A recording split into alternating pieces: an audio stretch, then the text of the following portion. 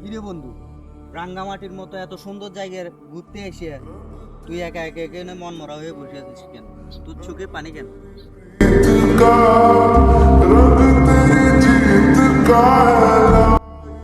তোর কি কোনো কিছু হয়েছে?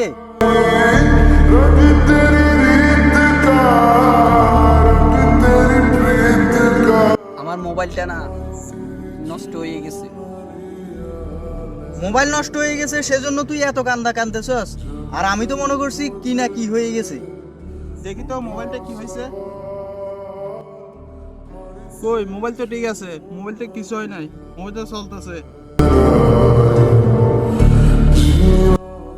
মোবাইল যদি ঠিকই থাকে তাহলে আমার মায়ে কল দেয় না কেন?